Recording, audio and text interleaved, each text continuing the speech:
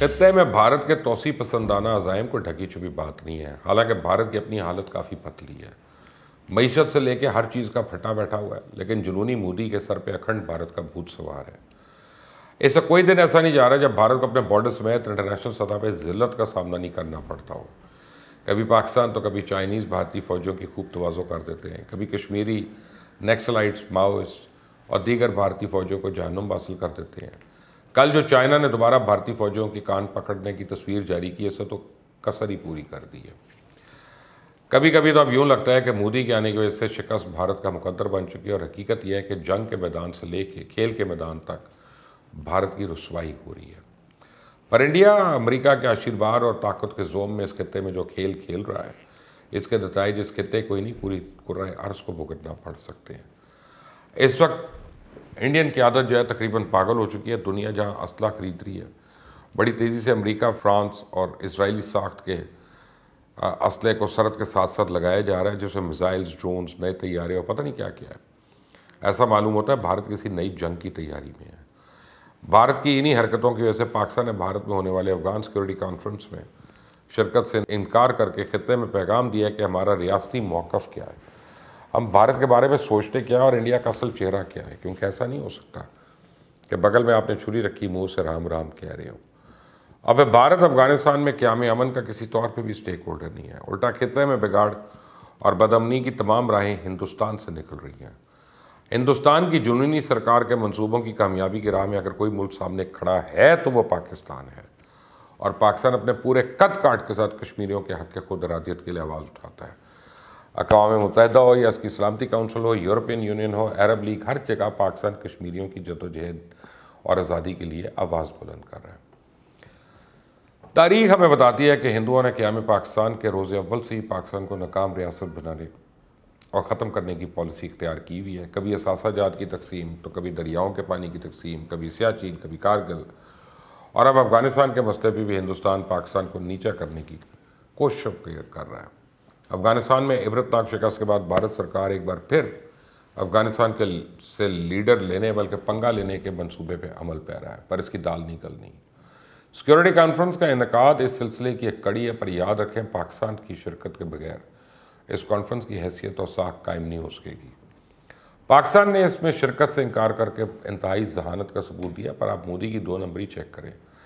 ایک جانب یہ افغانستان پہ سیکورٹی کانفرنس کروا رہا ہے، دوسری جانب طالبان کے ڈر کو بھارت میں الیکشنز میں بیچا جا رہا ہے۔ تو اگر آپ کو یاد ہو کہ چند روز پہلے یوگی آدتیہ ناتھ نے کہا تھا کہ طالبان کی حمایت کا مطلب بھارت کی مخالفت ہے، یہاں تک اس فراڈیے نے تو افغانستان پہ فضائی بمباری کی دھمکی بھی لگائی تھی۔ تو اب بھارت کس منہ سے افغانستان میں یا افغانستان کے ایشو پہ سیکورٹی کانفرنس کروا رہا ہے؟ چلتے چلتے میں یوگی آدتیہ کو بھارت کی اوقات بتا دوں کہ گزشتہ 1000 سال سے افغانستان سے آنے والے بنا کسی طیارے، ٹینک کے میزائل اور جدید ہتھیاروں کے کئی مرتبہ گھڑ سوار اور پیدل مٹھی بھر سپاہیوں کے ساتھ بھارت کو روندا جا چکا ہے۔ محمود غزنوی سے لے کے احمد شاہ ابدالی تک افغانستان سے آنے والے لشکروں نے راس کماری سے لے کے بنگال تک، دہلی سے لے کے ناٹک تک سب کو فتح کیا اور یہاں اپنی حکومتیں قائم کی۔ خاندان غزنوی ہو یا لودھی، غلامان ہو یا خلجی، تغلق یا غوری یا مغل، یہ سینکڑوں برس ہندوستان کے فاتح اور حکمران رہے۔ اگر آدتیہ یوگی اس تاریخی حقیقت سے آگاہ ہوتا تو ایسی بڑکے نہ مارتا، جس کے جواب میں شرمندگی کے سوا کچھ نہیں ہاتھ آنا۔ یوگی کا سب سے بڑا مسئلہ ہے کہ اس بدبخت شخص کو مسلمانوں سے بھی اور اسلام سے، دونوں سے نفرت ہے۔ یہ واقعی بڑی بری بات ہے، یہ واقعی ایک بہت بڑی بات ہے کہ دہلی، آگرہ، ڈھاکہ، کلکتہ، بہار، حیدرآباد، لکھنؤ، بنارس، تلنگانہ، کیرلا، اڑیسہ تک پھیلی کسی بھی ہندو ریاست میں یا ان کے مہاراجاؤں میں اتنی طاقت نہیں تھی کہ وہ اپنے ہی دیش میں، اپنے ہی گھر میں رہتے ہوئے ہزاروں میل دور افغانستان سے آنے والے ان مٹھی بھر مسلمانوں کا مقابلہ کر کے ان کو تباہ کرتے۔ الٹا لاکھوں کے لشکر، ہاتھی، گھوڑے اور اونٹوں کے باوجود یہ ہندوستانی ریاستیں ہر بار مسلمانوں کے حملے میں کاغذ کے ڈھیر کی طرح برساتی نالے میں بہہ جاتی رہی۔ یوں یوگی ڈونگی شاید بھول رہا ہے کہ مرہٹھے، جن کی طاقت پہ ہندوستانیوں کو بڑا گھمنڈ تھا، وہ بھی کئی بار زیر ہوئے۔ چھپ کر تو مسلمانوں پہ حملے کرتے رہے، لیکن انہیں بھی پورے ہندوستان میں کبھی حکومت نہیں نصیب ہوئی۔ وہ ڈاکوؤں کی طرح آتے تھے، چوروں کی طرح بھاگ جاتے تھے، حتیٰ کہ پانی پت کے میدان میں لاکھوں مرہٹے گاجر مولی کی طرح کاٹ کر احمد شاہ ابدالی نے مراٹھا سامراج کا خواب چکنا چور کر دیا. کیا یہ سب حقائق ہیں؟ صرف افسانے ہیں؟ کیا یوگی ڈھونگی نے کبھی تاریخ نہیں پڑھی ہوتی تو شاید اس سے سیکھتا. اس میں تو کوئی شک نہیں ہے کہ بھارت ایک شرانگیز ملک ہے جو امن نہیں قائم کر سکتا، بلکہ اس خطے میں امن و استحکام اور خوشحالی کے لیے ہونے والی کسی بھی کوشش کو سبوتاژ کرنے کے پیچھے بھارت کا ہاتھ کار فرما ہوتا ہے، کیونکہ وہ اکھنڈ بھارت والے اپنے توسیع پسندانہ ایجنڈے کی بنیاد پہ علاقے کی تھانیداری کا خواہش مند ہے، جس کے لیے اس کو امریکہ کی سرپرستی حاصل ہے. اس لیے بھارت کے ہمسایہ ممالک اور اس خطے کا کوئی بھی دوسرا ملک ہمیشہ بھارت کو شک کی نظر سے دیکھتا ہے. اس وقت بھارت اعلانیہ پاکستان کی سلامتی تاراج کرنے کی دھمکیاں دیتا نظر آتا ہے. ہندوستان نے پاکستان مخالفت کی وجہ سے ہی ماضی میں افغانستان کو سپورٹ کیا، وہ پاکستان مخالف عناصر کی مالی امداد کر کے ان کو پالا پوسا. جب سے افغان طالبان نے حکومت سنبھالی ہے، بھارت کی ساری سرمایہ کاری نالی کے اندر بہہ گئی ہے. اب ان کو خطرہ ہے کہ اگر طالبان حکومت افغانستان میں مضبوط ہوئی تو اس کا اثر مقبوضہ کشمیر میں جاری مسلمانوں کی تحریک آزادی پہ بھی اثر ڈالے گا، اور افغان طالبان مسئلہ کشمیر پہ پاکستان کی اور کشمیریوں کی حمایت کریں گے.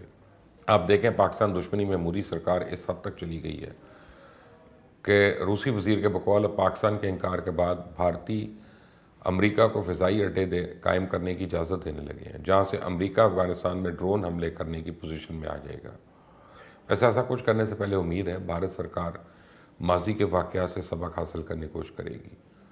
بھارت میں مسلم کش فسادات کروا کر اگر بھارتی حکمران یہ سمجھتے ہیں کہ مسلمانوں کو دبا لیں گے تو ایسا نہیں ہوگا. صرف کشمیر کی مثال کافی ہے، جہاں 72 سال سے بھارت اپنی لاکھوں مسلح افواج کے بلبوتے پر ہر ممکن جبر و تشدد کے باوجود ان آزادی پسند کشمیریوں کی تحریک کو نہیں کچل سکا، تو بھلا بھارت میں پھیلے 20 کروڑ مسلمانوں کو کیسے برباد کرے گا؟ اور ایسا کرنے کی کوشش کی جا رہی ہے تو پھر یہ داستان خود بھارت کی بربادی پہ ہی ختم ہوگی.